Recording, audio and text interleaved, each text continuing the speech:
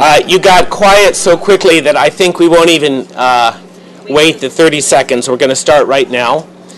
Good morning and welcome to the Center for Global Development. I'm Lawrence MacDonald and I lead the communications and policy outreach work here. And I'm delighted to be chairing today's discussion of the World Bank's new lending instrument, the Program for Results. In one sense, this is a very unusual kind of event for CGD to chair. Our core business is doing research and devising practical policy solutions that we then invest in and try and make a reality. So we tend to be a little parochial. We're more interested in our own ideas than in other people's ideas, and we get a lot of requests to launch other people's ideas, and 9 times out of 10 we have to say, sorry, we really can't do it. This is an exception, and so when Gitanjali Chopra called me and said, would we like to do this, I said, yeah, absolutely we would.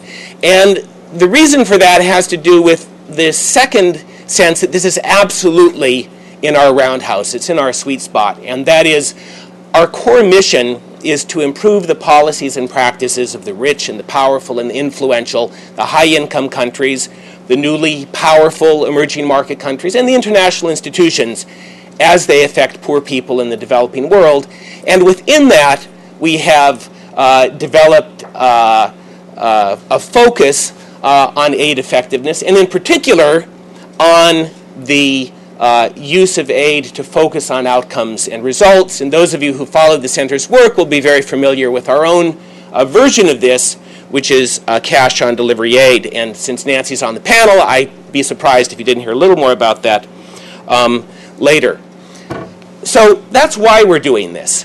As many of you know, there's been a lot of debate and a controversy around this. The bank has undertaken an extensive consultation process. Last night I read a document that Anne, one of our panelists, is among about 20 organizations or individuals representing organizations who signed it in October that said they were dismayed to see the bank proceeding. There may have been some nips and tucks around the edges since then, but Anne tells me that that document is still basically correct. So there's a lot of concern about this. But as I was reading it, I felt like the language was at best jargon and at worst a kind of a theological debate. The bank says this is about transparency, accountability, and results, and the non-governmental organizations responding to a history of real concern and abuses say, where are the safeguards? We're concerned that bank policies designed to protect the environment and social issues, and especially poor people's interests, are at risk and will be bypassed. I had a hard time understanding what this really meant, so I prepared a dummy's guide to bank lending instruments. And I wrote it this morning. It's a dummy's guide. I might have got it wrong, but you can see pretty quickly, and I'll just read it in case some of the back can't see. World Bank lending instruments, investment loans. The idea there was a lack of capital. The response is project support, and it disperses against construction, or in reality probably receipts.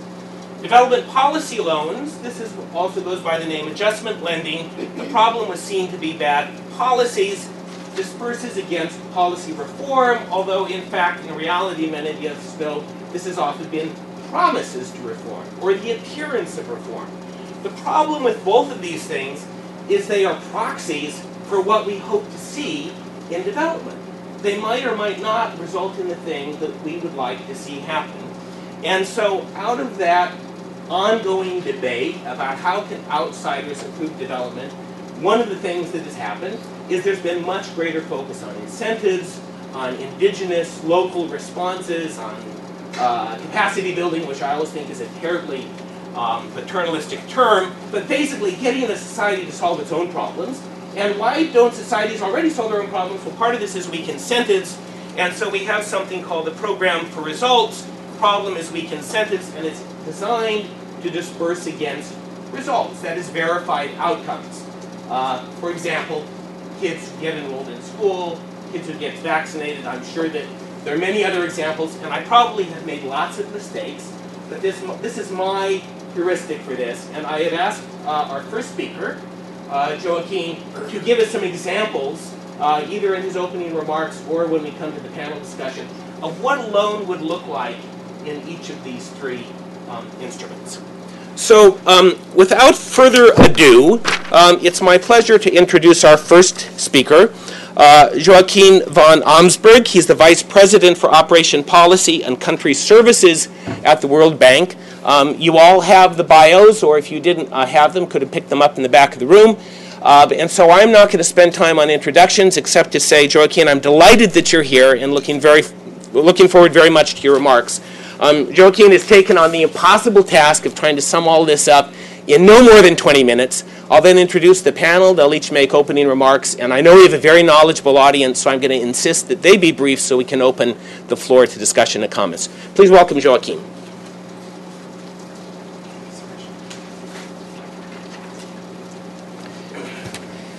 Thank you very much. Yes, I want this up because okay. I'll refer to this in a moment. I very much like this as a tool for becoming concrete. Thank you very much, Lawrence and Nancy and colleagues from the Center for Global Development for bringing us together here. Really nice opportunity to take stock of where we have come in this quite long debate and preparation of Program for Results. And thank you all for your interest. I know some of you may have studied every word in our documents in Program for Results, and some of you may hear about it today for the first time, so I'm trying to balance these different perspectives in my opening remarks. Why Program for Results? From the World Bank's perspective, Program for Results is part of modernizing the international financial institutions in an environment for development finance that is dramatically changing.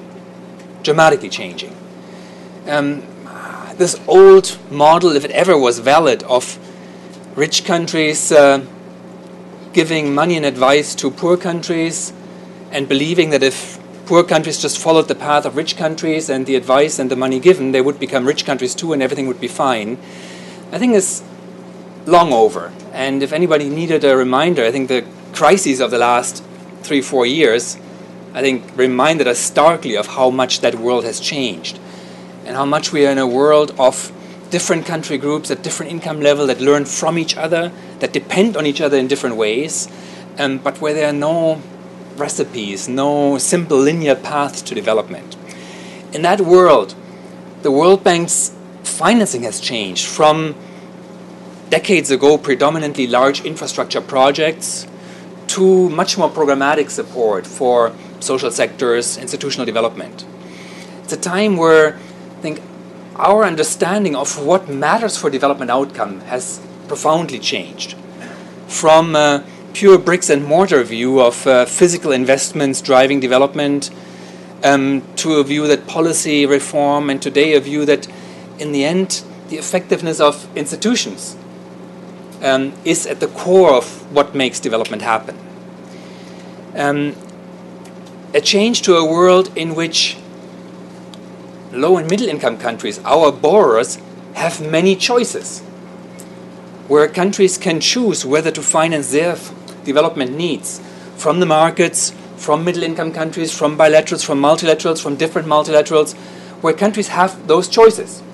And that profoundly determines the way in which different actors in international development finance interact. And finally, a world in which budgetary pressure in high-income countries mean that the paramount importance of demonstrating results and outcomes has become ever bigger. That are kind of the big contextual drivers of why are we modernizing, why are we introducing reforms in the World Bank, such as Program for Results. Program for Results means we are finding out which button to press. And the button we want to press is incentives for achieving development outcomes. The Program for Results responds to client demand, clients asking for a kind of programmatic support that we have been able to provide only at great pain. By tying the disbursement of development finance to results, outcomes, outputs, or other results, the debate changes. I think from the first day of introducing this idea, we have been discussing very differently with policymakers. Because from the first conversation, we focus on what is the objective of a program, of an investment. Is it reduction in infant mortality? Is it increase in school enrollment? Is it improvements in sanitation? Is it creation of jobs? And the debate is all around how to achieve those results, how to verify, how to measure those results, what to do if those results are not obtained, and how to manage the risks to obtaining those results. That debate is the debate we need, we want at the beginning of any partnership for development finance. Secondly, the instrument focuses on institution building. As I said, I think development thinking ever more emphasizes the role of effective, accountable institutions in partner countries for driving the development agenda and driving development outcomes. Here we are proposing an instrument that is squarely focused on building institutional capacity through the partnership on financing a program that delivers result. And finally, it's an instrument that's helping us partner more effectively. Rather than ring-fence our resources, go as individual partners very much in the spirit of the aid effectiveness agenda. We've just come all together in the global community in Busan in a high-level forum in December of last year. How to work much more effectively together, harmonized and aligned around country leadership and country priorities.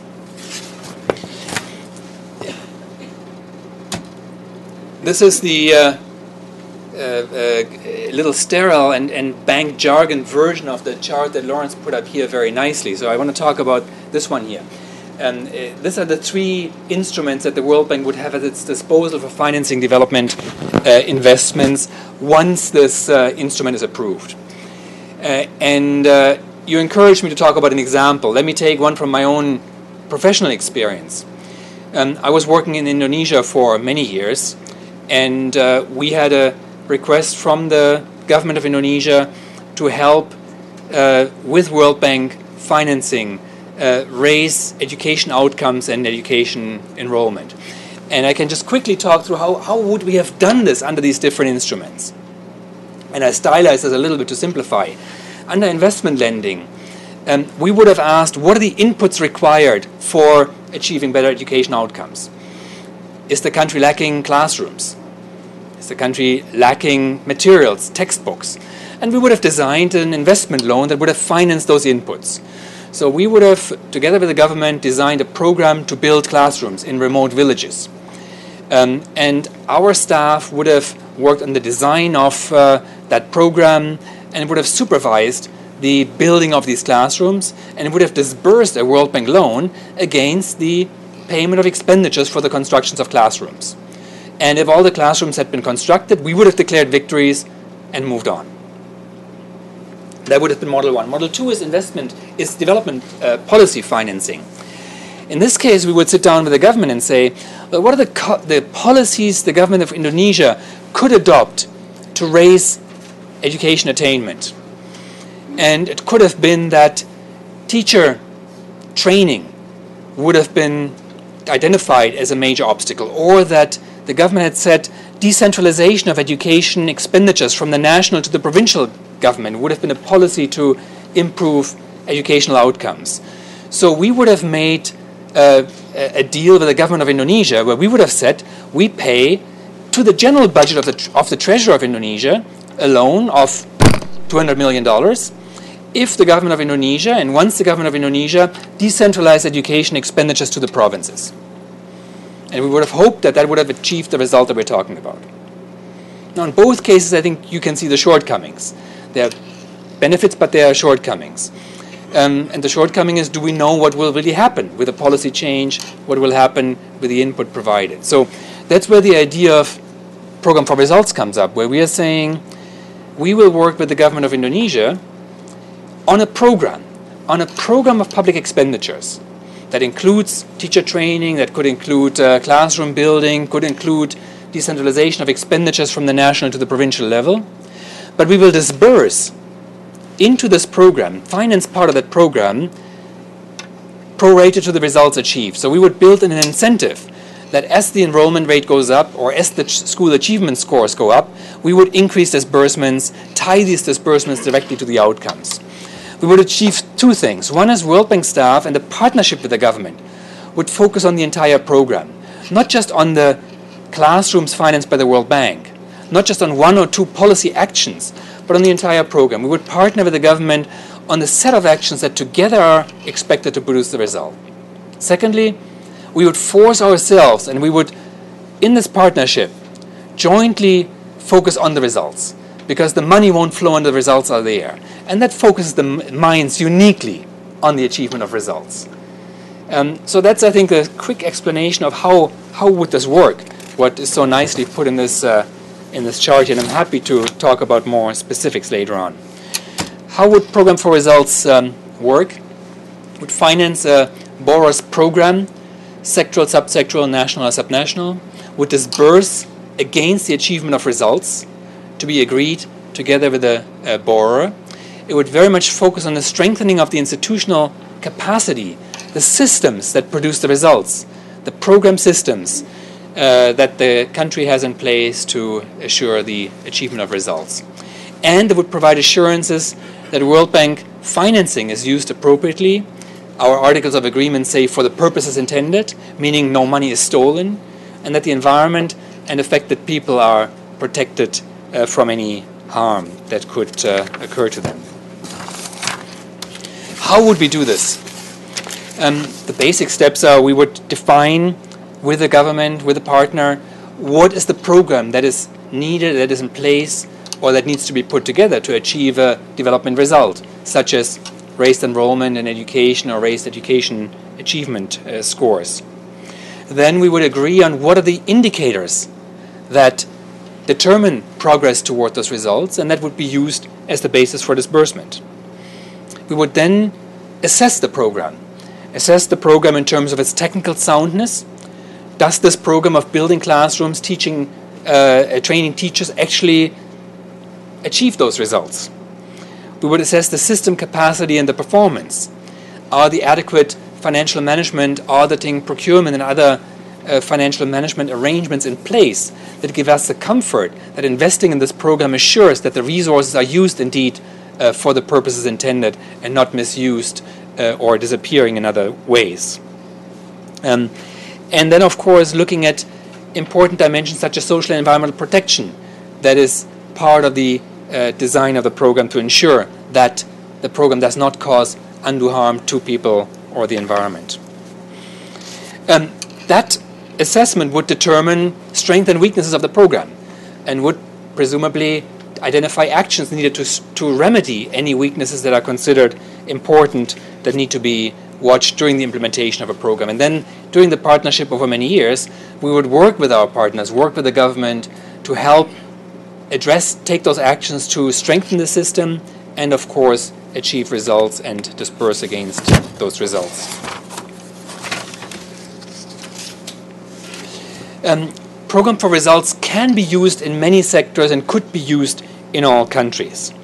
And yet, since this is a new initiative that is drawing from a lot of experience of previous years, but at the same time does imply a new and entirely new policy and instrument, we want to introduce it carefully. So we want to focus it on areas where certain risks are not prominent. And in particular, we want to use this instrument in areas where we're dealing with lower or moderate risks on environmental and social concerns. That's why in technical lingo we're excluding category A, which are the high-risk social environmental assessment categories. Projects like large infrastructure or other projects that have significant risk of social and environmental damage, for which we will continue to apply our prescriptive safeguards policies that some of you are very familiar with, rules that determine that the borrower has to adopt that guide the way in which social and environmental damage is prevented under World Bank financing, and which will remain the guiding policy for these large, high-risk investments, and will exclude high-value procurement packages. Large multi-million procurements of, again, typically infrastructure and other large systems, where the input into the procurement process is an important part of the project, similar to safeguards. In these large projects, I think we have policies in place that help deal with the important risks in those areas adequately. Now, we want to take them off the table, but in the other space of typically decentralized, individually small transactions, we want to use this program for results lending as a much more appropriate way of focusing on results and focusing on the systems building in partner countries. This idea has been floating around for a long time, many years in fact.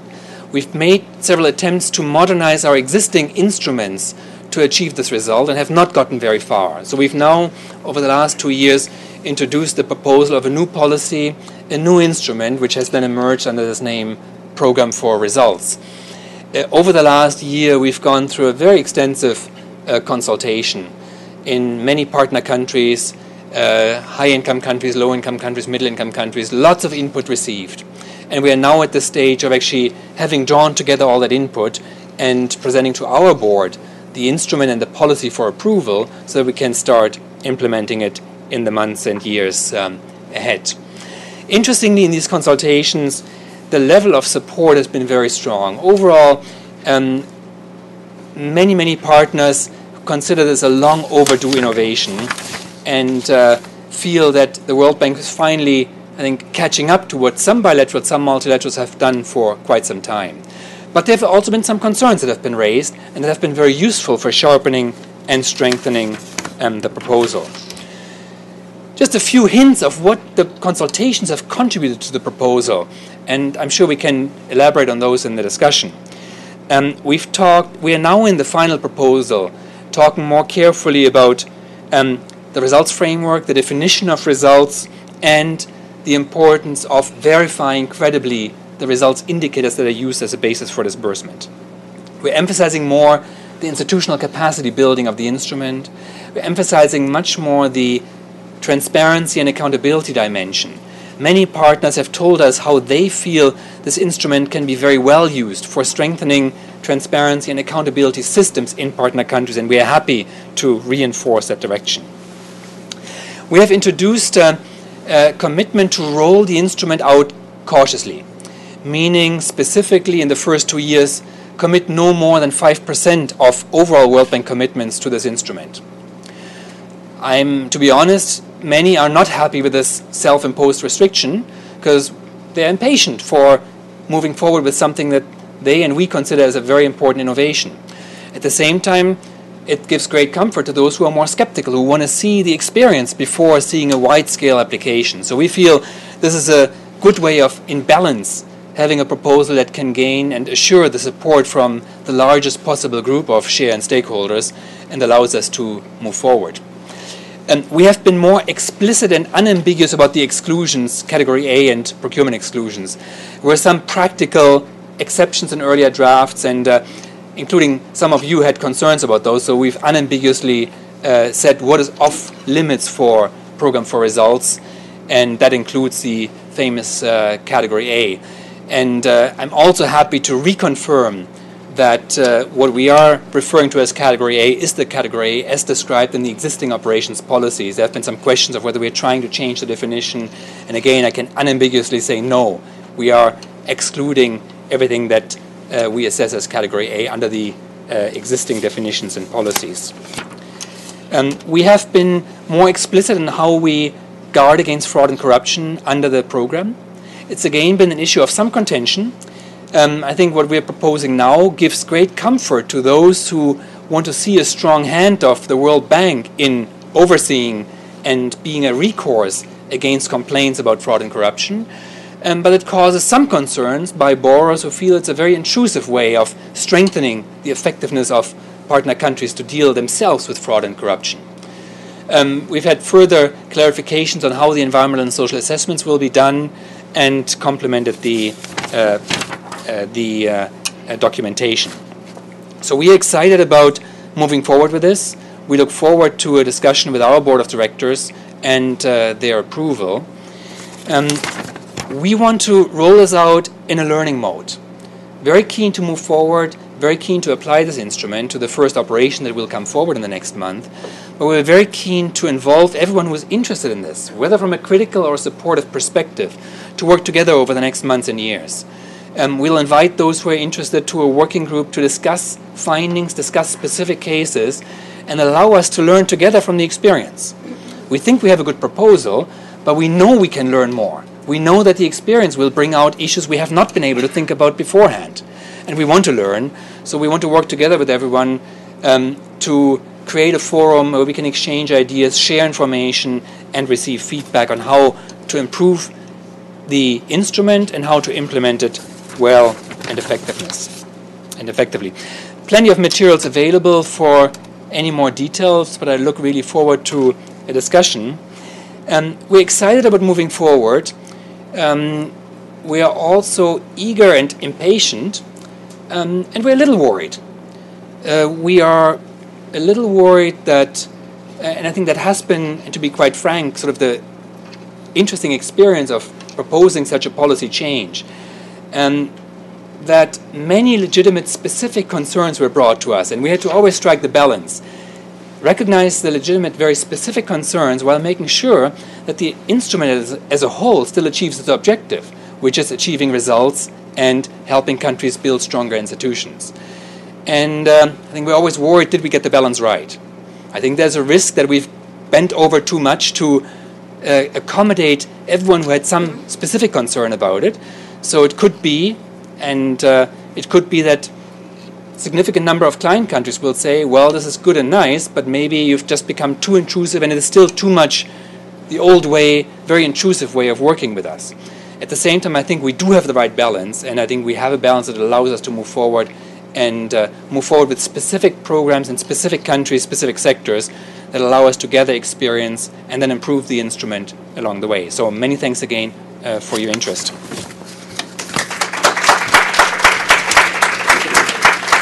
Only 2 minutes, sorry. Excellent. Just right on time. Joachim, thank you so much.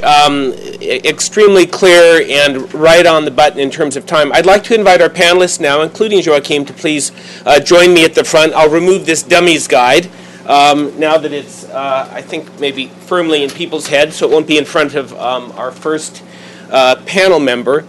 While our panelists are taking their seats, I was thinking about the timing of this. You know, this has not yet gone to the board. On the other hand, we probably wouldn't be having this discussion today if approval wasn't fairly confident. On the other hand, it's very different from when I worked at the bank, and my recollection is that basically nothing was discussed publicly until the board had approved it. So I think we're seeing, you know, important progress in terms of engagement and, of course, the consultation process that went on. And really, the devil is always going to be in the details in the implementation. So I think the discussion today is very unlikely to influence the board's decision, but I think it's going to be very important to how this program is implemented going ahead. And I'm delighted to introduce our first speaker. In fact, I will name them all for those in the back. We have Anne Peralt at the Center for International Environmental Law, which I presume you pronounce as CL. It's a wonderful name, I think. What a great acronym. I wish that my organization had such a wonderful acronym. And Marta Garcia, who is the executive director, meaning a board member at the World Bank. Marta is from Spain, if I'm not mistaken, but also represents Mexico, the countries of Central America, and Venezuela. My boss, president of CGD, Nancy Birdsall, rounds out the panel.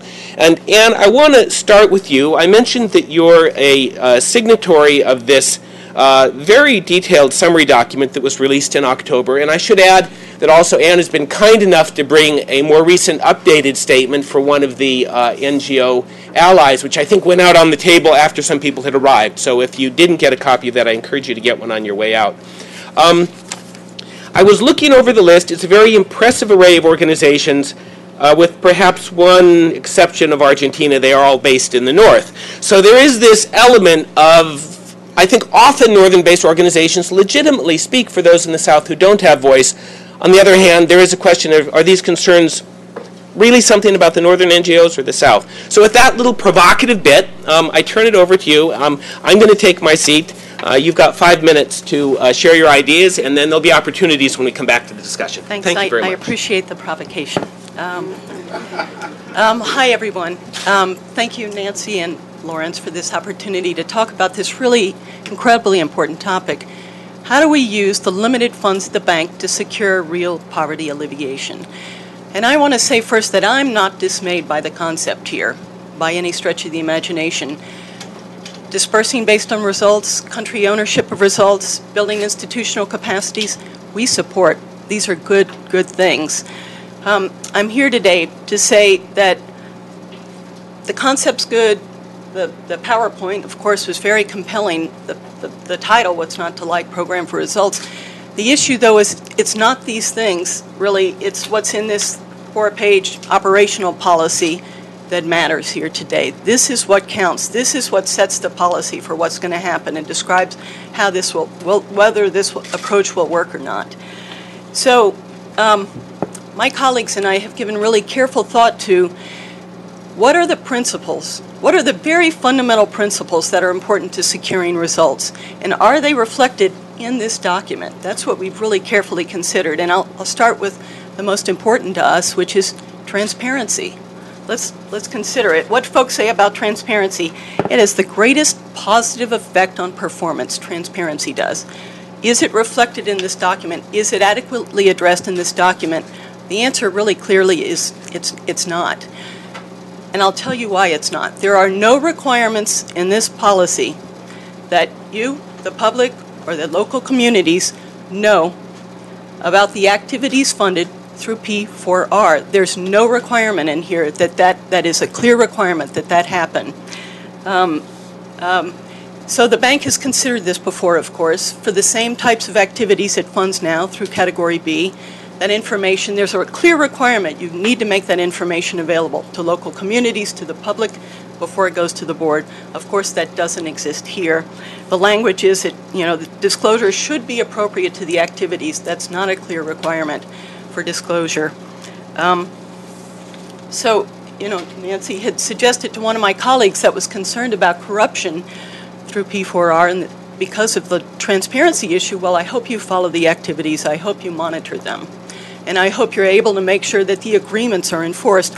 Well, there's no requirement for disclosure of those activities, and there's no requirement for disclosure of the agreement. And so what I'd hope is that we can at least agree today that, ask the bank to be clearer in this policy, that communities and the public have access to that information. The other thing I'll highlight, of course, is this issue of clarity and standards that apply, environmental and social standards. So we know that there's a fundamental principle for results is this clarity and certainty that's provided. We know the environmental policies, the environmental and social safeguard policies of the bank won't apply to activities funded through P4R. The same activities funded through direct investment lending that have these policies apply, those policies won't apply. I'll tell you what the bank has said about those policies.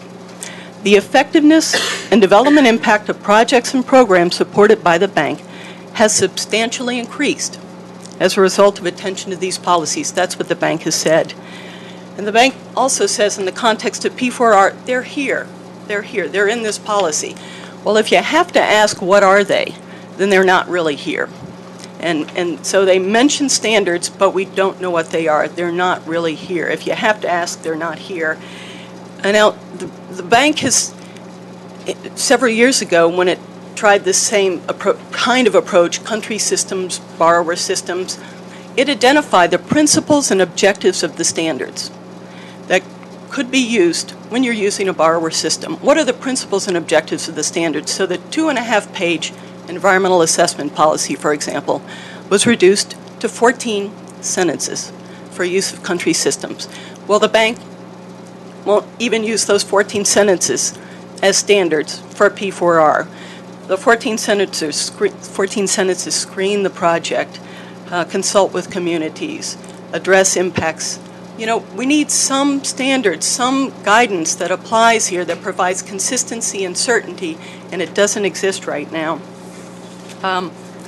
So I'll just say that it's I think it's a false choice to say that it's results or transparency or results or safeguards. I think it's a false choice here, and this document, from our perspective, just doesn't provide the certainty and clarity that we need to do what we all want, which is more country ownership of results, which is greater institutional capacity, which is moving toward securing poverty alleviation of the bank. So I want to make sure that this is clear, that we welcome the broader concept. This policy doesn't get us there, and that's been our concern. Thanks. And thank you very much. I think you've laid it out very clearly and in a way that I think will challenge our next panelist. Marta Garcia, as I said, represents a number of developing countries. We've heard from Joaquin that there is strong client demand for this. The question now in my mind is, is this client demand because the countries want to get on with the business of development? Joaquin, you mentioned the word intrusive. I think there's a lot of concern that the bank can be more intrusive. And sometimes in my reading of PforR, it actually looks more intrusive than the old model. On the other hand, there clearly has been a history of the bank funding activities that have serious unintended consequences. And the safeguards and the requirements for transparency were put in place specifically to prevent that. So, Marta, I look forward to hearing your views and the views of the countries that you represent addressing this controversy. Thank you. Thank you, Lawrence, and thank you, Nancy and Joaquin, for organizing this event, and Joaquin for the excellent presentation with which I fully agree.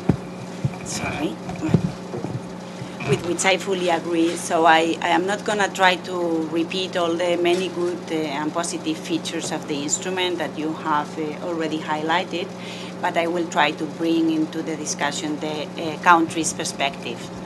I thought I spoke quite loud, but apparently not. Thank you. So, like others, I think that this has been a long road. It is 2 years, nearly 2 years have gone by since since this idea was discussed for the first time at the board, and since then we have had a very comprehensive and inclusive dialogue within the bank, but also with external stakeholders, including, of course, NGOs and the private sector. And I think that through this process, you have contributed to improve and to enrich the instrument and the paper that is gonna come to the board in the next days. I'm going to try to frame what I'm going to say around 3 points. First, of course, and most importantly, my governor's views on the instrument and the reasons why they support it. Second, I think that we also have to take into consideration the broader bank's perspective. And third, I want to react to some of the more controversial issues like the social and environmental safeguards.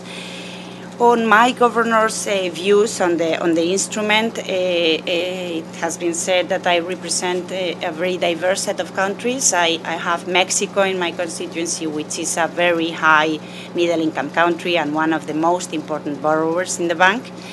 Venezuela, that does not have currently a program in the bank, but whose voice, of course, needs to be heard and considered.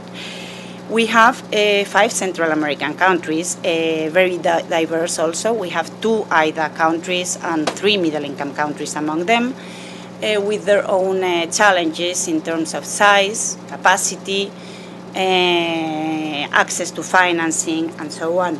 And we have a developed donor country like Spain, with also our own specific challenges recently. But so I want to say this because reaching agreements among us, it is sometimes challenging. But in this issue, we quite quickly got a convergence of views, and all of us agreed and stood behind the instrument in different degrees and in different sectors, or for the whole program or a sector or for the whole country, but we all stood behind it.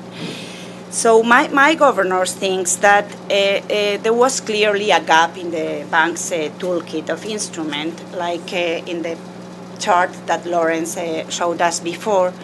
There was clearly that gap, and this instrument can fill that gap. So there is a growing interest in lending, more focus in results, and that can be built around and support country-led programs, because they think that these results will be more comprehensive and have more long-lasting effects. They were also complaining of missed opportunities by the limitations of the previous bank's approach, more focused on transactions than in results. And also, finally, they think that line ministries, especially, and implementing agencies can benefit and strengthen their capacity in planning, implementing, monitoring, and measuring results of the instrument. So all in all, they see that, on the one hand, they see the non-financial cost of doing business with the bank reduced, because in the sense that they have less requirements and less procedural requirements. But on the other hand, they see that the benefits of working with the bank can have a broader impact, because they refer not only to the project that the bank is financing, but to the entire government program. And I think that it is important to understand why they are having these views. And for this, I think we have to step back, or at least I have to step back a little bit and reflect upon three facts.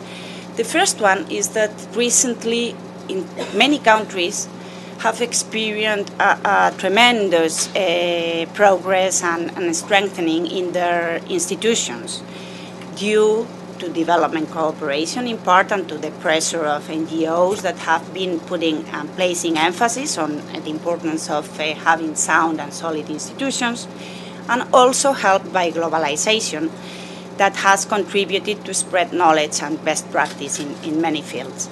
So some countries have really very sound capacity and institutions in their countries. Secondly, I think they have their views, because no matter how interested the donor community is in result, no matter how interested the multilateral development banks are in results, the NGOs, the private sector, the countries themselves are also interested in results. They are really interested in showing results to their own electorates. So I think that they think that under certain circumstances, they can find and achieve results more easily through this instrument. And thirdly, I think they are really behind this instrument because they felt some frustration with the country system's lack of progress. And this time they think that it can be different, because the bank is not going to try to impose prescriptively the bank's own procedures, but just assess their procedures and try to reinforce their own procedures. So they think that this instrument can be something in between, and they have great expectations. Second, on a broader bank's perspective, in fact, I'm not going to expand there, but I think that also for the bank is very important in terms of increased transparency, of making countries more accountable, in terms of aligning more with the Paris, Accra, and Busan agenda that has been very demanded by the donor community. And I think that through this instrument, the bank can convince the donor community, parliaments, and citizens in donor countries to show the results of their actions, and therefore try maybe not reduce in these difficult times the aid that they are providing. Nevertheless, we don't see this, and I think they don't see this as a panacea that is going to solve all the problems and that it is going to substitute the other instruments, but rather as a complement and one option to add to the menu of options. My last point was to touch upon the more controversial issues, but I see Lawrence telling me to cut, so I am open for your questions later on, or I think I'll have an opportunity to comment on that. Thank you. Marta, thank you very much. I will indeed ensure that you have an opportunity, and thanks for sticking within the time guideline. Nancy, you wrote an open letter to Senator Leahy urging the United States to support this innovative lending instrument. I know you also have some concerns about it, and they may be rather different than the concerns that we've heard from Anne. So I'm looking forward to your remarks. Thank you. Thank you very much, Lawrence. I wanted to start by congratulating Joachim and his team. 50 consultations. It's been at least 4 years since we held, I and colleagues, our first conversation with Joachim's predecessor at the bank. So it's not just 2 years since it went to the board. It's more than that this has been cooked.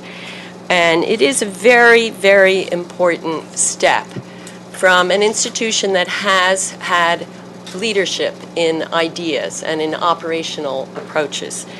In that sense, I think we really have to applaud it. We might as well say, I'm sure many of you know, that a lot of the resistance in the last year or two came from the U.S. From the U.S. Treasury, concerned about how the NGOs would react and how the Hill, the Congress, would react. And so in a sense, we have to applaud those who brought those concerns in the U.S. to help ensure that this creature gets a good start. So congratulations also to Anne and the many others who brought those worries. I think that the outcome, which is a compromise on the 5%, is okay for 2 years, 5% of commitments that Joachim mentioned. That's $1 billion. So I'll come back to that at the very end, $1 billion in commitments each year. So I want to say, that this thing has big promise in principle, but the context of my remarks is this is great, but, as Lawrence suggested it would be. So in principle, this approach supports better governance. I think that has to be hammered on over and over again, and Joachim has done a good job of that. It supports institution building within countries in two ways. First, it should allow governments, public officials, to try and fail and try again. If it's a 5-year program and there's no measurable result after 1 year, that should be okay. We don't want the bank staff to panic that they're not dispersing. We haven't heard enough about that, about how that's going to be handled. It should be about learning as a government goes along. That's the way we build institutions. Think right now of what's been going on in the United States for the last 5 years on education systems. The debate, the discourse, the experiments in different states, the fights, the role of the teacher unions, the role of vested interests, who's publishing the textbooks. That's what democracy is about. And that's what, in my view, this kind of approach is supposed to support. Second, it can make the government accountable to its own citizens in a way that investment loans and policy loans have not. But again, that's only the case if it's sufficiently transparent, as Anne said, and simple in terms of the results that are supposed to be measured and achieved.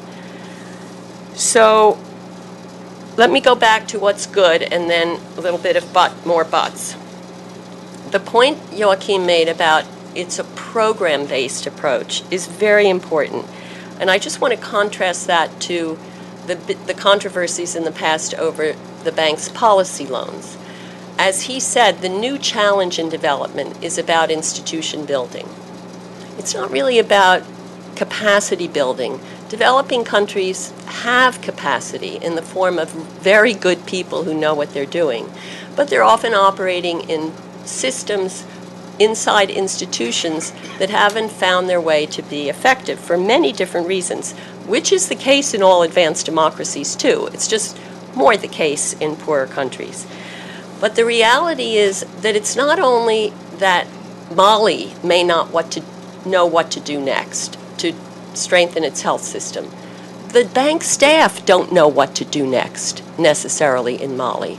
They may think they know what to do next. They may be on the latest fad of what's right to do. But the issue is really ensuring that the Malians have the time and space to figure out what to do next.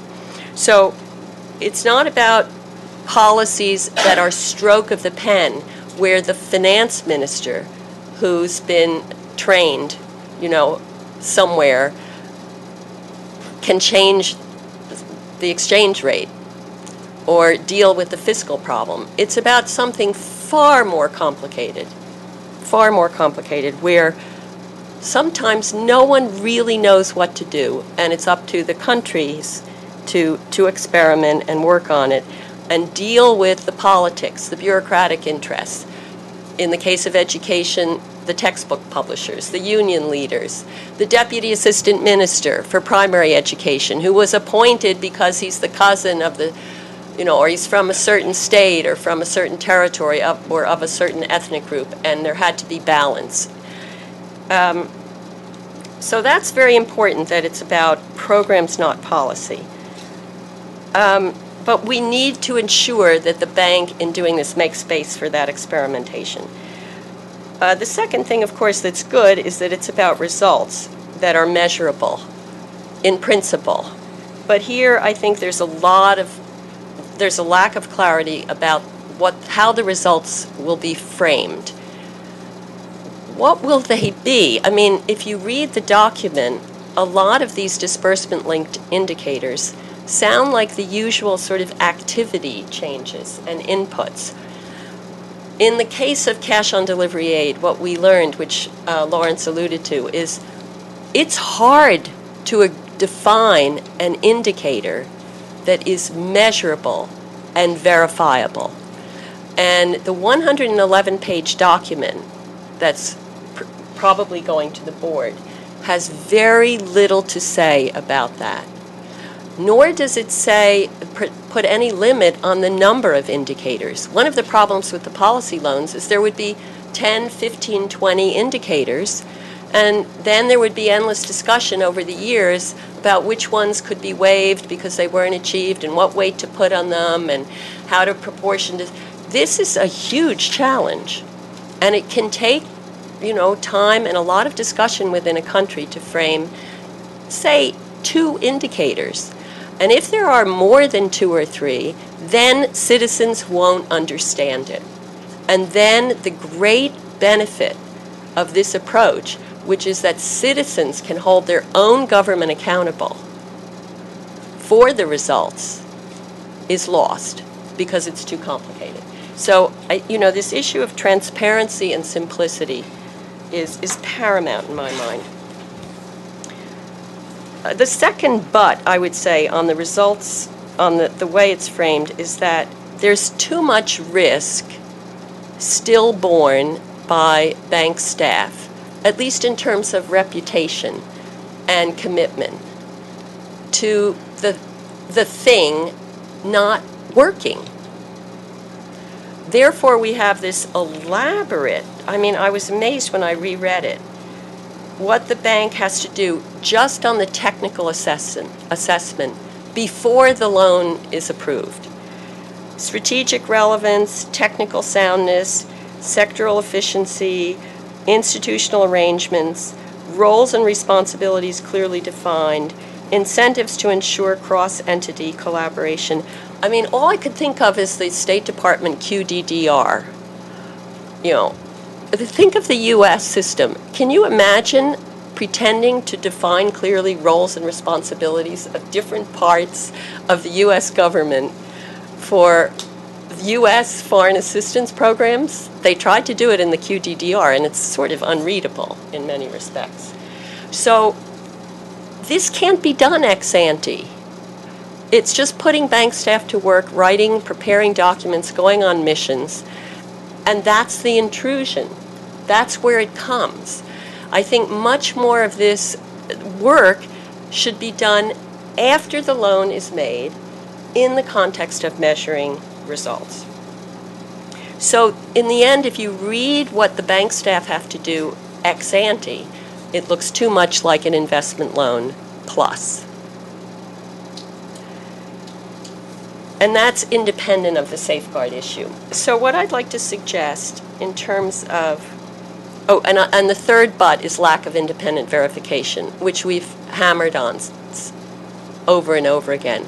And I actually don't understand the bureaucratic politics behind, whether that comes from the board or from bank officials or from specific governments, why there isn't much more emphasis on third party, not the bank, not the government, annually verifying what the government reports as its results. This would introduce the transparency that Anne is anxious about. And by the way, it is, in a way, a partial substitute, at least for the fiduciary safeguards. Because if a government is wasting the money through fraud and corruption, then presumably it's not getting the results that it might. So this lack of independent verification has opened up the program to the criticism about safeguards, at least on the fiduciary front. So what next? As I said, it's $1 billion a year potentially for the next 2 years. And what I hope is that Joachim and his team will, I haven't read the 4 pages, but what I hope is that it isn't just sort of out there for bank staff. That would be good, but I'm worried that a lot of bank staff won't pick it up because they're busy with their existing programs. This looks a lot like Investment Loan Plus in terms of work. So I think there has to be kind of an effort from the center to shape the approach in this pilot stage. And I would say first, focus on education and health or on social insurance programs, something where you can measure incrementally, how many more children take the test. What is the average improvement in learning? What's the rate of decline in infant mortality? Maybe you could do it with deforestation. I'm seeing my colleague David Wheeler here. The rate of change, but that's a measurement issue that's complicated. I would say focus on education and health.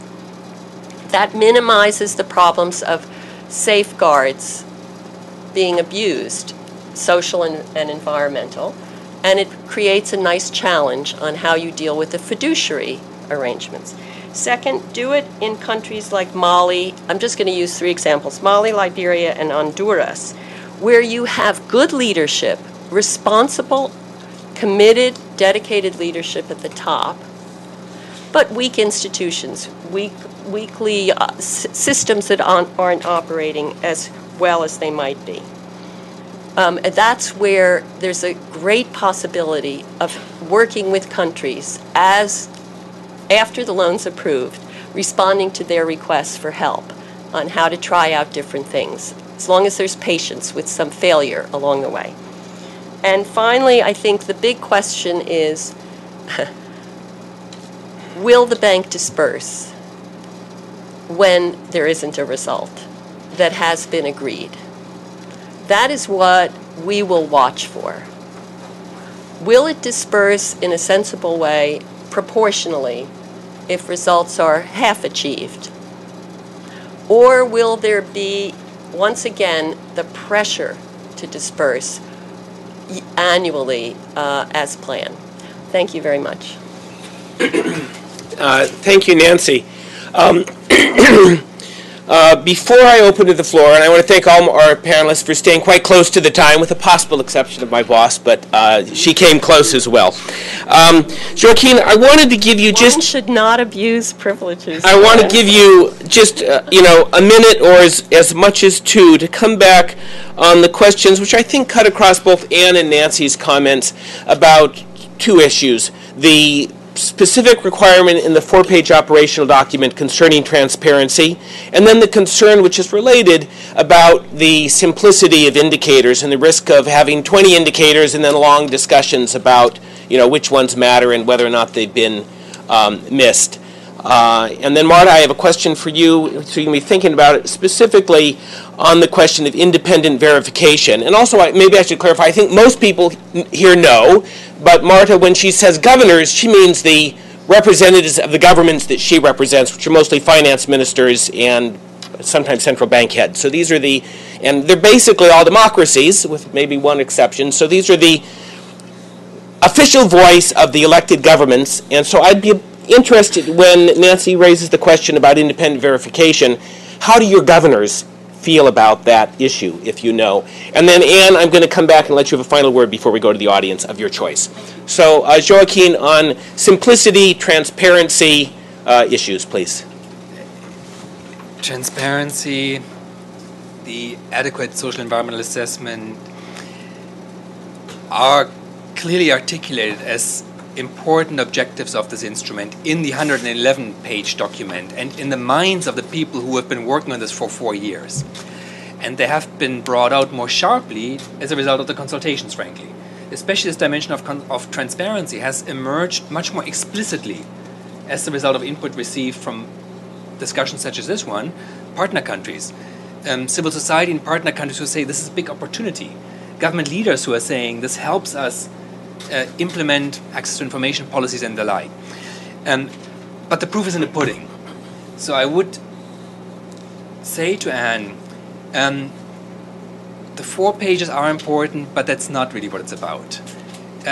We are transparent in the implementation of this. We want to be exposed to scrutiny of our partners, of the public, of yourselves. So I'm saying we want to have a working group where we're discussing and looking at the actual implementation experience. Are we doing what we're saying in the 111 pages we're going to do? How can we do it better? The 4 pages are, frankly, I mean, they are important and yet they are a distraction. We are trying to distill a very complex project into what is sort of our legal rules, the 4 pages. That's not what we are focused on, frankly. I don't think that's the way to change the bank. If I think about how we work, think about the people who are driving this. What are we trying to achieve? Look at the pipeline of projects. That's when you get a sense of what are we trying to do. The 4 pages we very consciously try to keep to 4 pages because we have terrible experience with compliance bureaucracy running amok if we put everything into hundreds of pages of legal rules. We have terrible experience. I'm not talking about safeguards, I'm talking about across the board. Hundreds and hundreds of pages of policies that drive us into bureaucratic amok, and we don't want to repeat that. There's also a philosophical point, which is the bank's operational policies are not ruling the world, and they shouldn't rule the world. This is really about a different mindset. Where if we talk about how do we instill transparency in partner countries, how do we create effective environmental social assessment systems, we're turning away from what's in the World Bank's operations policies, and we're turning toward looking at the water resource sector in a country X, looking at the education sector in country Y, and asking what are the rules and regulations in that country? What are the institutional capacities for implementing the rules and regulations? What's the performance of the system in terms of environmental social outcomes, in terms of transparency and social accountability in that country? So we are very consciously directing our attention toward that side, what's happening on the partner country side, because that's where the action is. And that's sort of the big change in the world. We are not ruling this world. And our operation policies are not going to rule the world. Our clients have made that abundantly clear, and they have a choice. So I think that's where the big change is happening. Nancy, I think, raises very legitimately important question on definition of results. We've opened a lot of space here.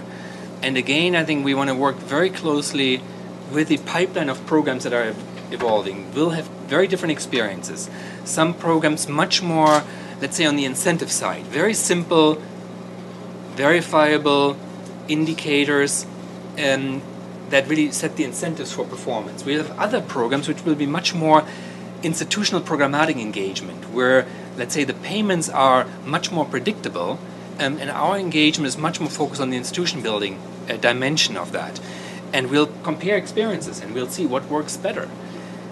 So I look very much forward to that discussion. We want to implement this in a learning mode, and I think these questions that you have raised on the panel and others have raised are exactly the question we want to keep discussing. Thanks very much. Marta, I said I wanted to hear from you on the question of independent verification of results, but also if you can, either your own views or those of the governors that you represent, on the question of the selection of targets. Do you think that the countries that you're representing are going to want 1 or 2 or 3, or are they going to prefer 20? And then the related question, how should those be assessed, and would they welcome or support independent verification of the outcomes? Yes, thank you, Lawrence. On this... Speak up really loudly. Shout, on this issue, so they can hear you in the back. On this issue, I have not heard directly from the ministers of the countries I represent, but I have heard and we have discussed this with the representatives of their ministers in the constituency, so it's a good proxy. I think that this issue of defining the disbursement-linked indicators and verifying them is the crucial issue. And in fact, it is a pity in a sense that the whole discussion has been focused around the safeguards and the procurement issues and the corruption and fraud issues. And of course they are crucial and they are really important, but they have dismissed or neglected a little bit the real focus, which should be, is this instrument more effective in terms of achieving development results or not? And for that discussion, the indicators are the key. On the verification of the indicators first, this is an issue that it is still lingering some controversy. As we have heard, some think that an independent third-party verification is needed. And I really think that in many countries with capacity deficits in the country or in a particular sector or in a particular program, it has to be that way, and it is only rational to demand and request that. But I think that we would make a mistake if we would extrapolate that for the whole program and make it mandatory for every occasion. I think that there are countries, I cannot think of why a consultant can make a better assessment or be more reliable its verification than government in Chile, for instance, or in Mexico, which is one of the countries that I represent. And many countries have a particular sector in which they know they are very good at. So I think that it has to be something that depends on the situation. One of the advantages of this new instrument is that it is more adapted to country circumstances. So I think we should preserve that advantage and not kill it.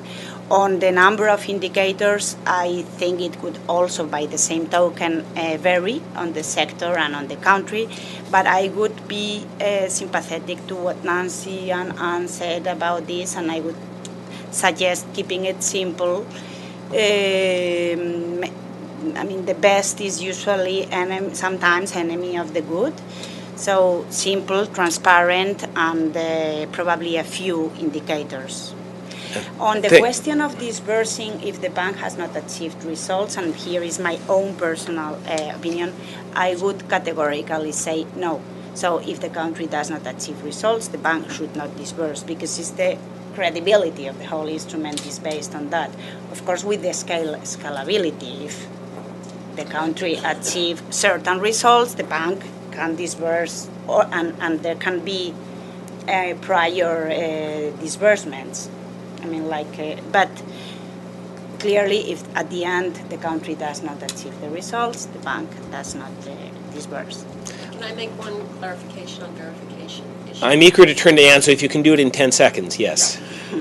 I just want to be clear, at least in the case of COD aid, where we've thought a lot about this cash on delivery aid, the idea of independent verification is not that the government would not report the results.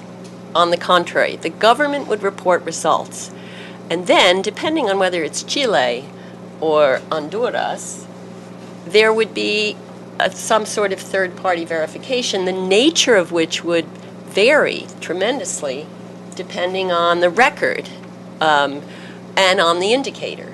But this is tough business. You know, if you're going to verify how many more children took a test in all the schools in Morocco, the government would have the record, but there has to be some, in our view, not the bank, because it's not the bank's business to do that. It's a very specific kind of activity. Some third party, you know, it's McKinsey or it's DFID or it's it could be another bilateral.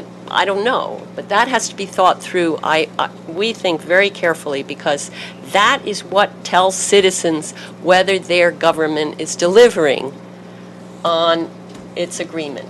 In that context, Nancy, I like the word audit and the notion of random spot check. So it's not that they're going to conduct an entire other exercise, but CGD is audited. I think we're pretty good. We keep good books, but the bank is audited.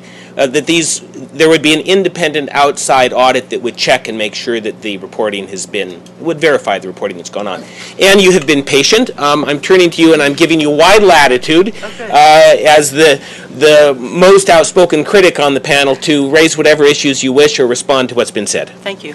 So I want to start by saying how heartened I am. Support for verification and transparency. I really think these issues are critical, and I hope bank staff hear this. So Joachim, your comment that the policy is a distraction is reflected in the policy, and I think that's the problem. You have them for a reason. They provide predictability. They represent what can be enforced. And when I say you need to require transparency, I'm not talking about making it complicated. A phrase, communities and the public must be provided access to information, really, it will do. You don't have that here now, and it's really not that hard. And I want to say as well, it's that predictability issue that has me coming back as well to the social and environmental standards, and really there needs to be some fundamental guidance on these standards, including labor standards. In this document, there isn't that. And I'll say, you mentioned the letter with 20 signatures. There was a previous letter with over 300, and the vast majority of those were from developing countries. And I'll tell you why. Because those communities that are represented by those organizations, they don't care if the money is coming from the World Bank or the government. They don't care. They want to know what's happening. They want some fundamental protections for their environment, for their rights. They don't care where the money's coming from. Provide those fundamental protections. As I said, these policies, they've been cast as really onerous, and they're really, these are just for infrastructure projects. And then you read the 2.5-page environmental assessment policy and you realize, wow, they're risk responsive. So you don't have the same standards applying for big dams and big roads that you have applying for education and health. They're very, very different in these policies. But there's been this throw them under the bus approach to the safeguard policies that I think we need to revisit, because they provide some fundamental protections. Do they need revision? Yeah. Are some of them old? Sure. And the bank's about to embark on that. They're about to embark on revising those policies to update them. We support that process. We don't want them to be overly onerous. We want them to provide fundamental protections, whether the money's coming from the bank or from PforR borrowers. So I'll tell you, really, it's not just Northern, believe me, it's not just Northern organizations. If you want that letter, I'll send it to you. There's widespread support from our colleagues in the Global South and the communities they represent. So I just want to be really, really clear about that with you. Thanks. Ann, thank you very much. I want to open it to the floor, and I think I'll gather 2 or 3 comments. I'm looking around for my colleague with the microphone. There she is. So if you'd raise your hand, please identify yourself and your organization, and please try to keep your comments brief. We'll start with the lady here. Thank you very much. Is this on? Yes, it's on. Just speak up loudly, please. Thanks. I'm Elizabeth Stewart from Oxfam. Thank you very much to all the presenters. My question is about results. You're obviously going to come under a lot of pressure from your donors who are facing situations of fiscal austerity, not just Spain, most of the rest of them as well. They're going to want you to seek results which are not necessarily the right results for the developmental outcomes that we're seeking. They're going to want you to go for the, if you like, maybe the low-hanging fruit. They're not going to want to look at the long-term outcome-based results that we know are the results that are necessary. How are you going to resist that pressure from donors? And can I just ask a supplemental question, which is, how are you going to deal with situations where it's clearly not the government's fault that that they have gone off track, that they're not able to meet the indicators? Okay, Elizabeth, thank you very much. So question about the pressure to just do the easy stuff, and then what if a government fails for reasons beyond its control? Do I see any other hands?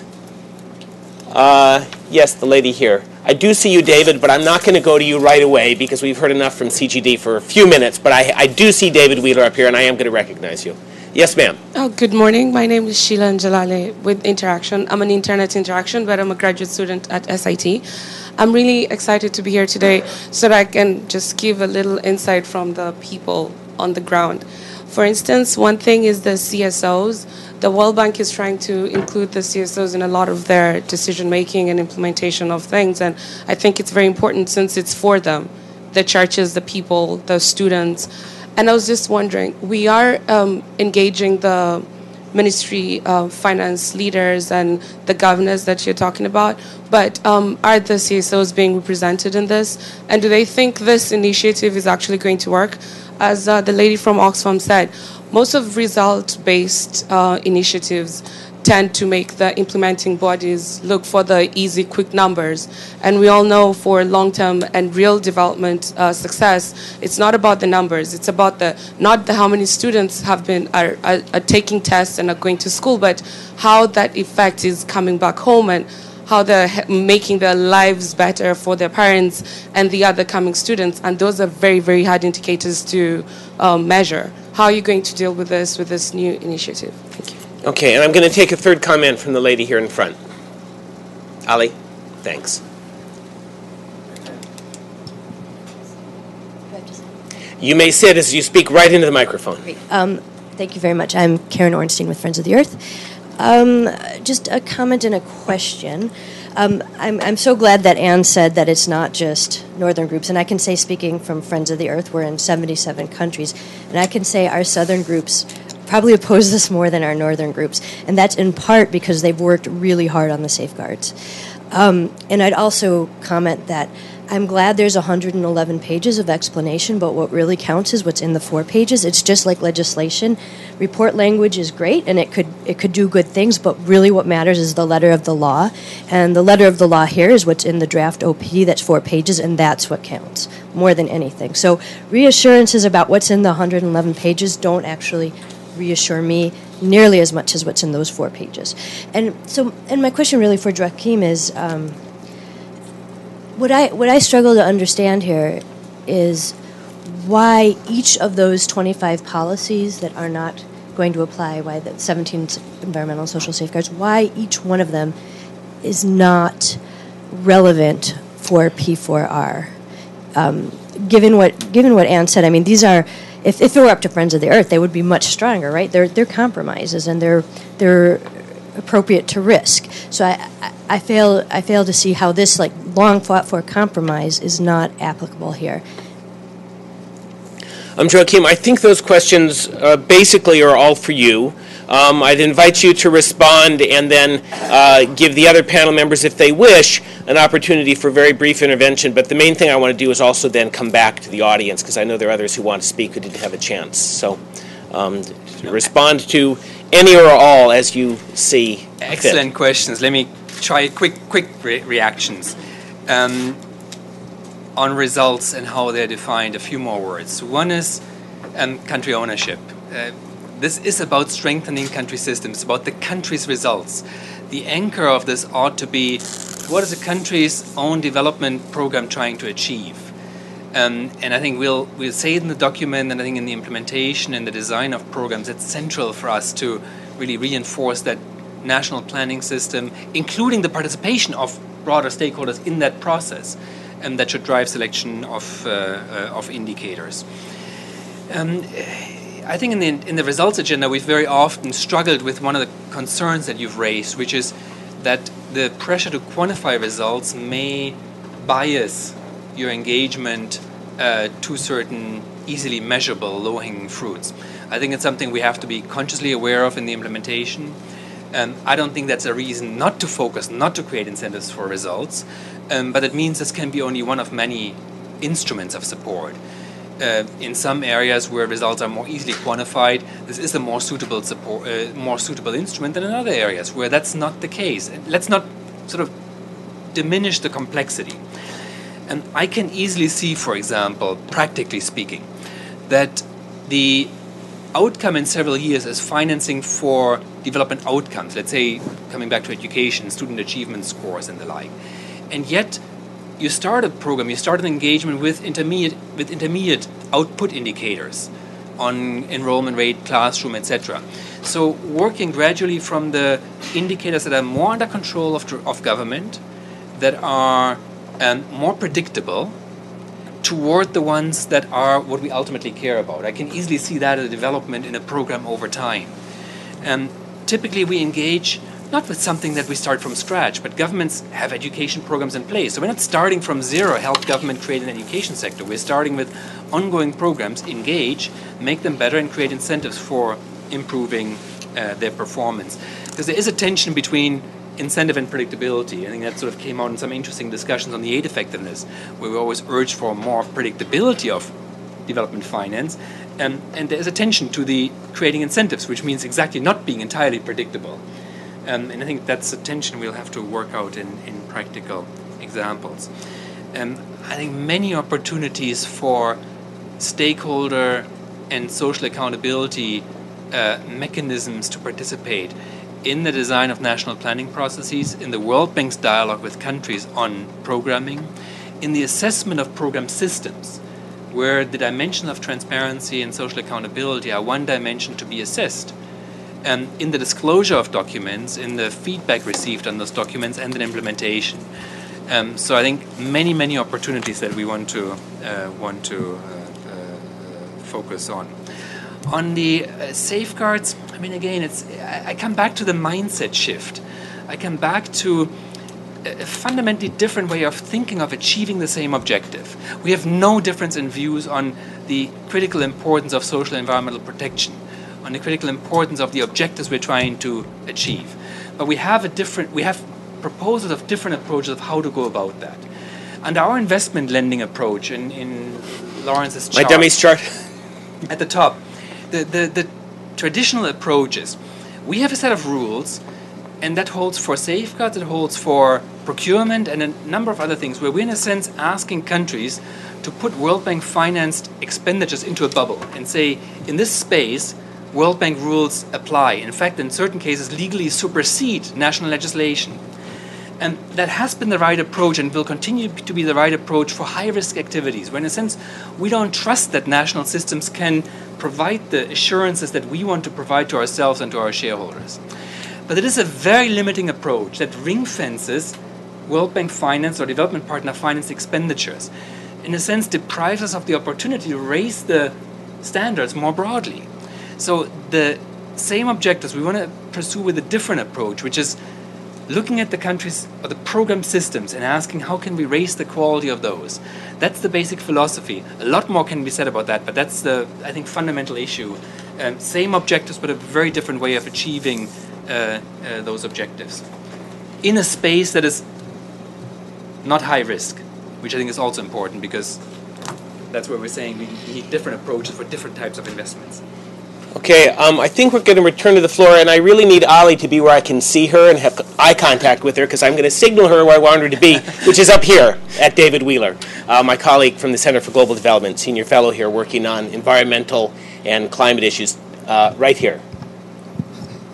Thanks very much.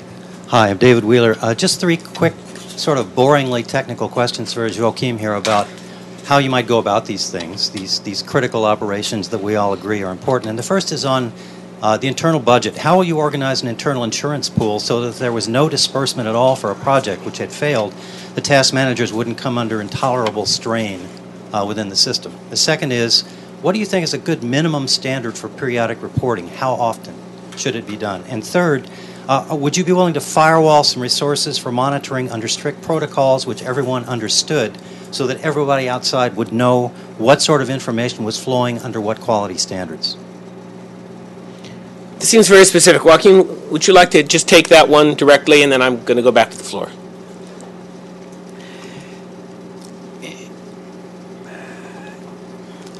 I think it comes back the question of sort of insurance against non-obtaining results. One is, I think what we'll do many times is phase in stronger incentives, meaning design a program. You have a program that's ongoing, very typically the starting point.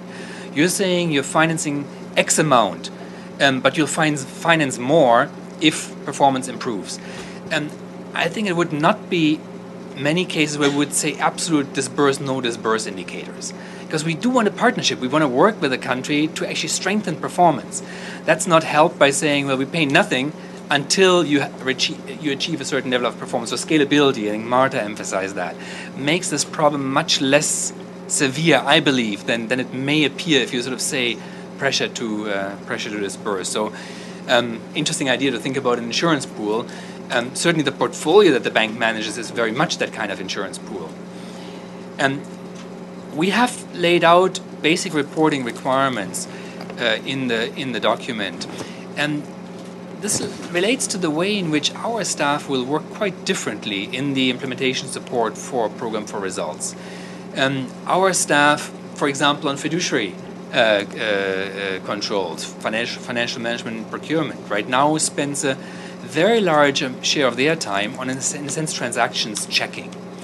This is a change in engagement. It's a change from transactions checking toward systems building, institution building. So our staff will do something quite different, working with partners, looking at, is the system, the procurement system that's underpinning the program actually delivering value for money, as opposed to checking bills.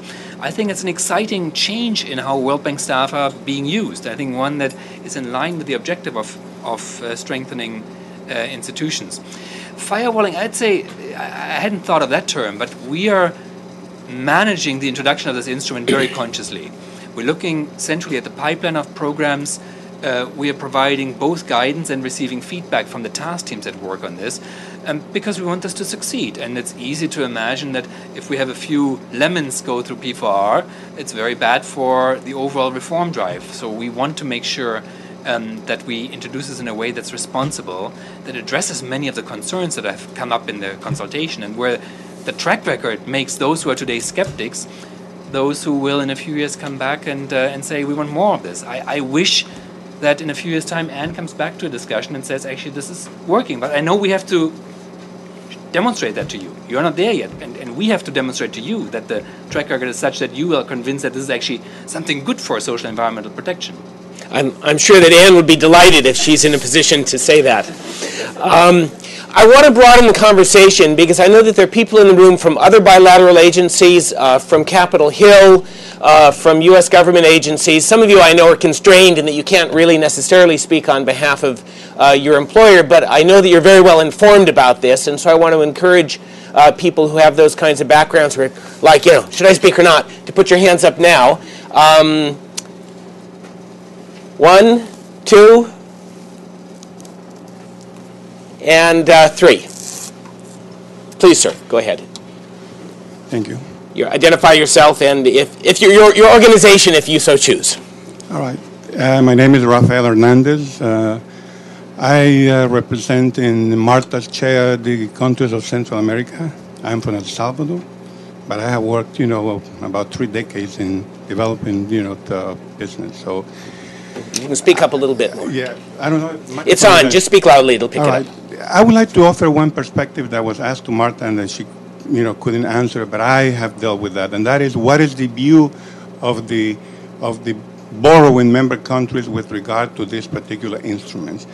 And I think that one element that perhaps has not been mentioned in the discussion is that in my conversations with my governors, it is clear that those governors that are willing to undertake, this path, they realize that they are undertaking greater risks and greater responsibilities. In other words, for them, this is a raising of the bar, quite contrary to what has been asserted in many of the documentation that have been presented. And let me tell you why. They have, quote unquote, the easy way out, just to demonstrate that they follow procedures with procurement, that they, follow, the policy, and whether or not they get the results, they will get the financing. But when it comes to this, they fully realize that precisely because the bank is serious, because the board has been clear to this, that if they do not get the results, they will not, get the disbursement. I think that this is very important because To many people that are not quite familiar with this, they think that borrowing countries, and I'm speaking in Central America when we are not at the level of Chile or Colombia or Mexico, but because there is a tremendous growing willingness to be more responsive to the electorate. In my country, the president, Funes, has indicated that he wants to demonstrate results. They see this as a perfect instrument. Under no circumstances he sees this as the easy way out where he was going to throw away all the requirements that the World Bank. So I think this is important to realize it because it is quite contrary to what is the perception. And let me add you one more thing. And with due respect to my colleagues on the management side, we at the World Bank would like to say we are the leaders in development financing. Actually, we're not. Nancy and her colleagues have developed the cash on delivery. The Millennium Development Corporation, has a similar thing. And the IDB, 7 years ago, approved the performance disbursement loan. Unfortunately, it was handcuffed by a very powerful chair that put a lot of things that make it impossible. So I personally have made, an effort to tell all my colleagues in the World Bank, let's look at the example of what happened in the IDB and why the instrument was killed. Thank you. Thank you very much for that very clear and I think powerful statement. The gentleman right next to the man who just spoke, please. Thank you. Thank you for a very interesting conversation. My name is Luis Cosenza. I'm from Honduras, and I am with the chair that represents Central America at the IMF. I would start by saying that this is long overdue, that I applaud the initiative. It seems to me that this is very, very important for our countries. I see it as a real paradigm shift, which in essence put our countries in the driver's seat when it comes to development. I think it increases transparency, at least with regards to our people, not with regards to donors or to international NGOs. I think that it allows for experimentation, which we have learned is part of development. We have to be able to try and fail. Now, having said all that, I also agree with Nancy with regards to where we should begin. I think health, education, and perhaps deforestation are quite clearly very good candidates to start. And I do think that we need an independent evaluation system. I think that's fundamental. Having said that, my main concern is completely different from the others that have been expressed here. And that is, why would a country opt for this when they can resort to the typical lending toolkit of investment and policy with no risk, where even when the goals are not fully attained, disbursement will take place? So why would they opt for a process in which they have to show results which can be measured by an independent agent and where disbursement might or might not take place? So what incentive would there be for a developing country to opt for this alternative? Thank you. Finally, the gentleman here. Hi, I'm Daniel McGlinchey with the House Financial Services Committee, which has oversight of U.S. participation in the international financial institutions. Being in the minority, I work for Barney Frank.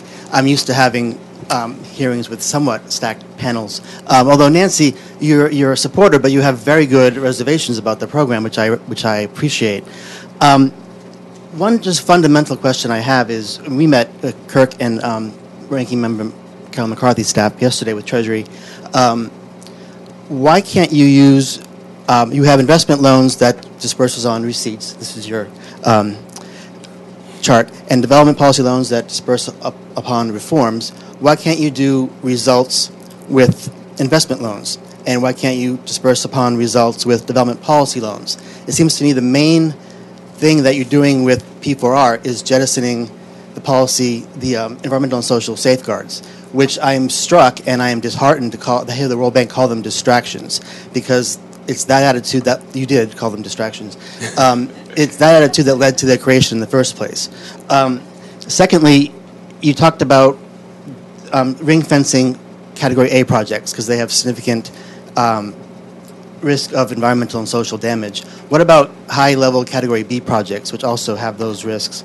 And what about the Pelosi Amendment? Because someday she'll be Speaker again, and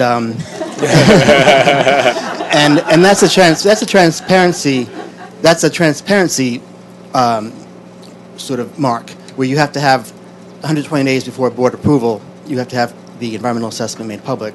And finally, no, I'll leave it at that. Thank you. Thanks very much.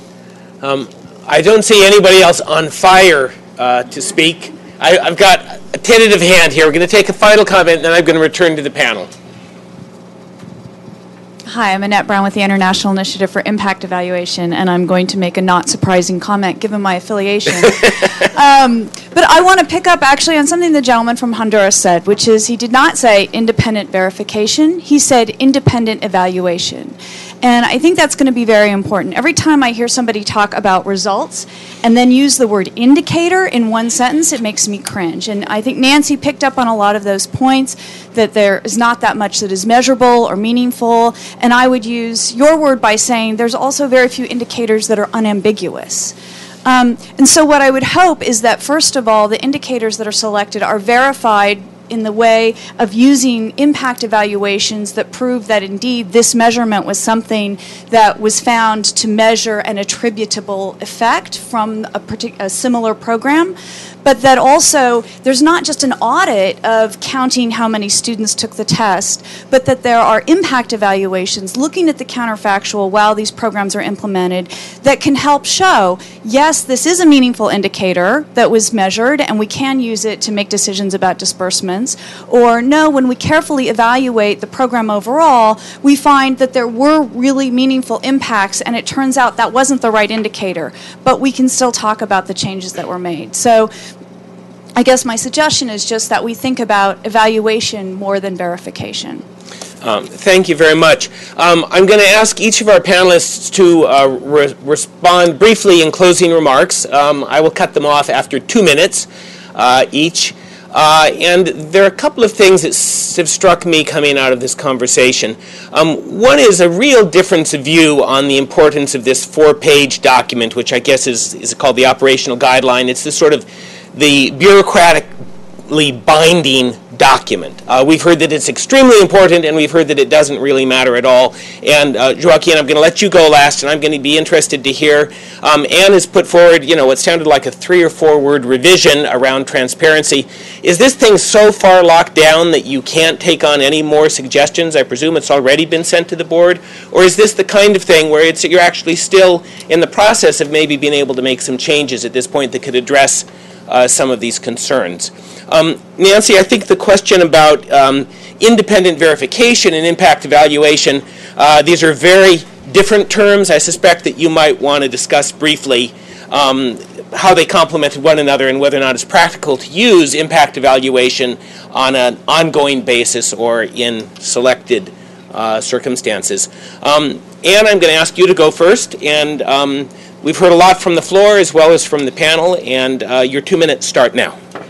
So I've heard great consensus around the need for transparency, verification, independent evaluation, and I just want to say that these need to be in the document. If the bank intends that these things exist, put it in the document. We can disagree about whether it's a distraction or not, although I really disagree with you on that.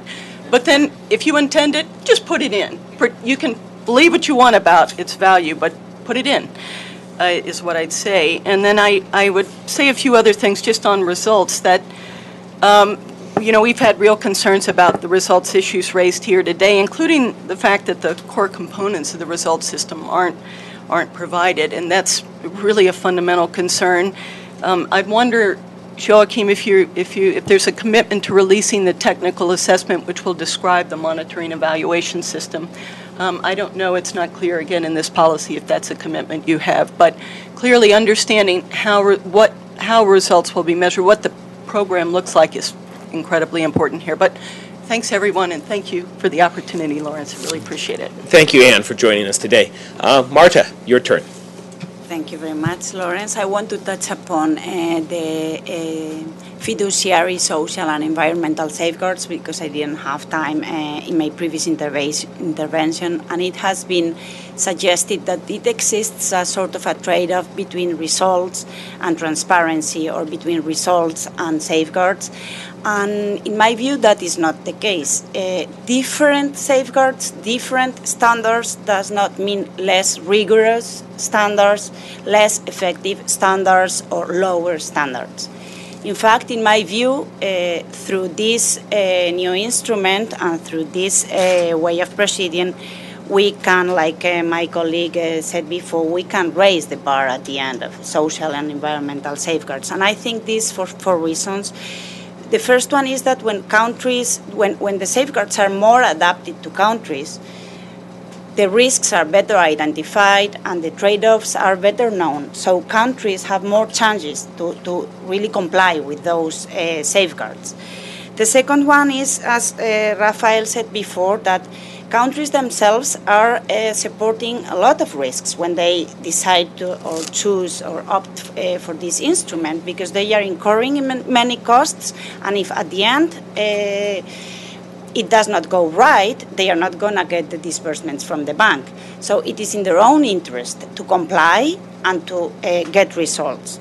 The third reason why I think that at the end the bar would be raised is that we are not applying the safeguards only to the project, but to the entire government program.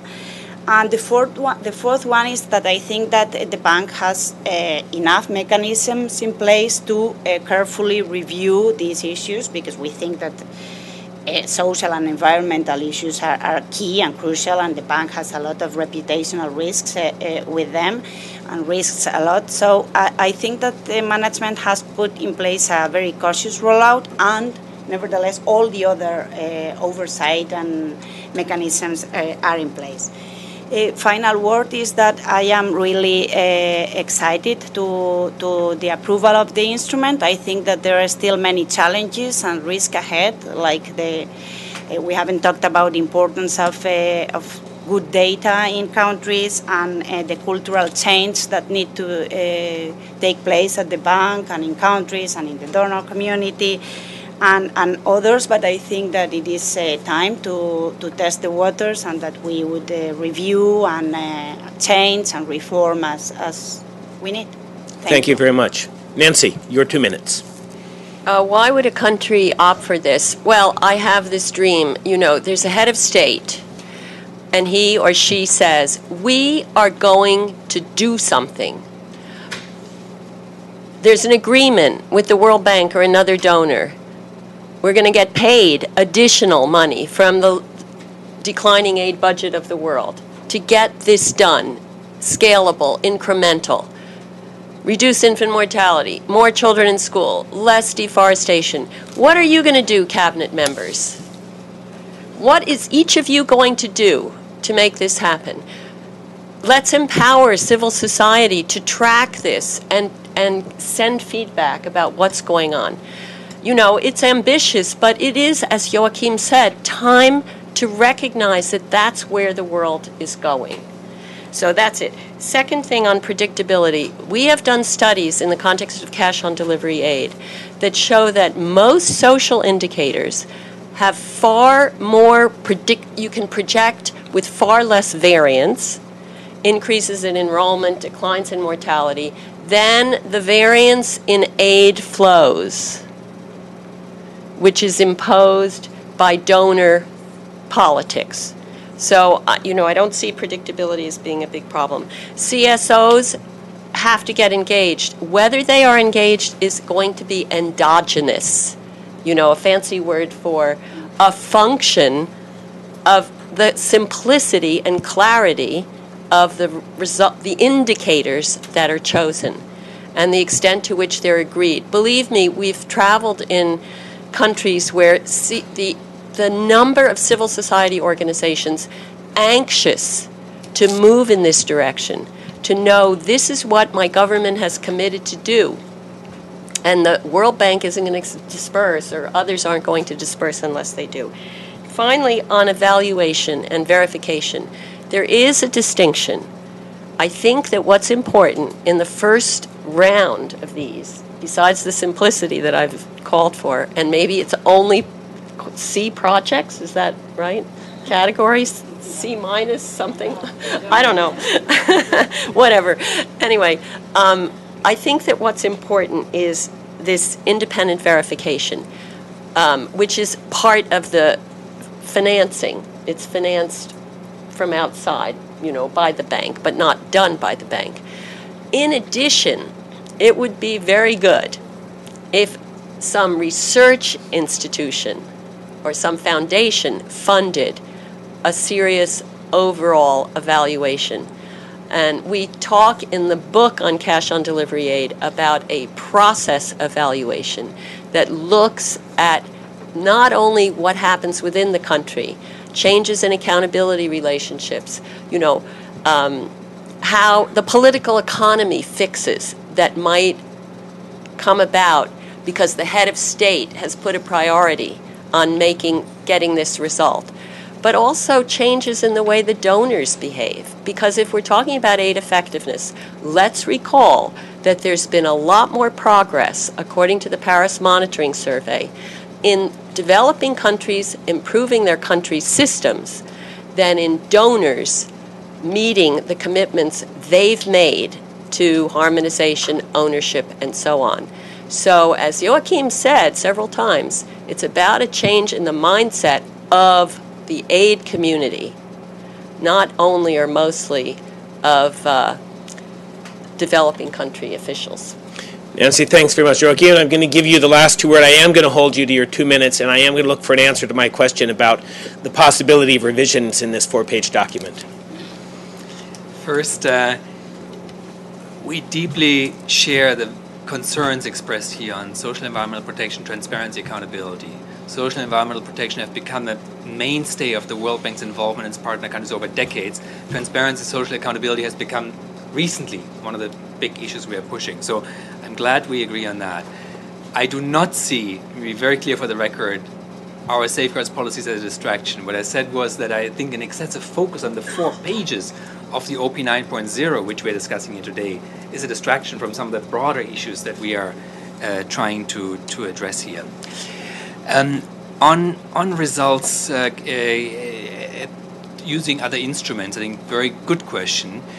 Yes, we can use DPL to disperse against results. We can do that.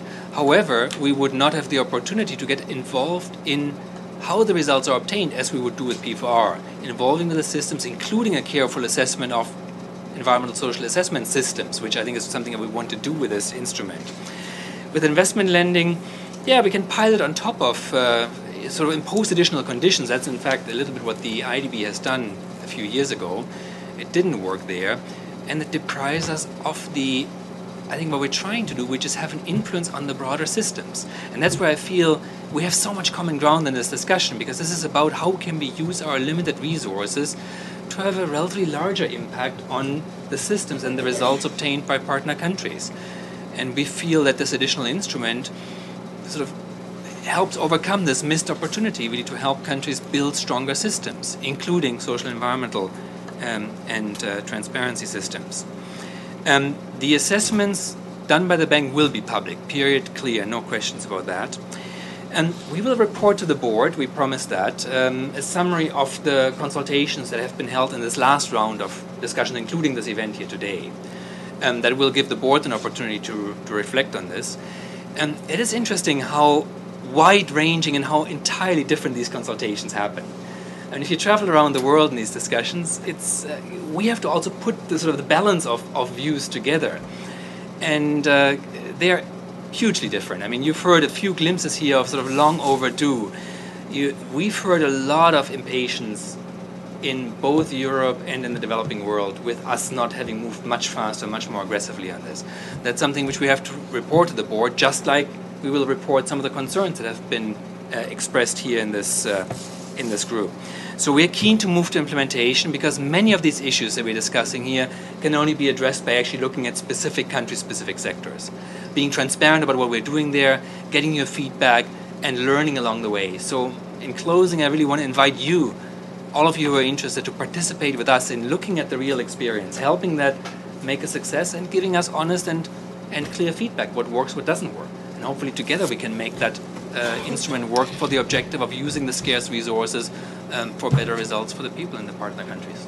Joachim, thank you very much. In closing, I want to say a couple of things. One is that we will continue to track this. I'm now much more interested than I was when I started to learn about it, so I will encourage my colleagues who know more about this than I do to track it and to share it on our blogs. And in that spirit, if you don't already receive our weekly development update, I encourage you to sign up.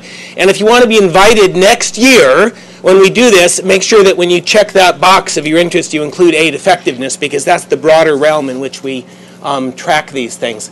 I'd finally like to ask you to join me in thanking our panel and also the audience, very well informed, for your comments. Thank you.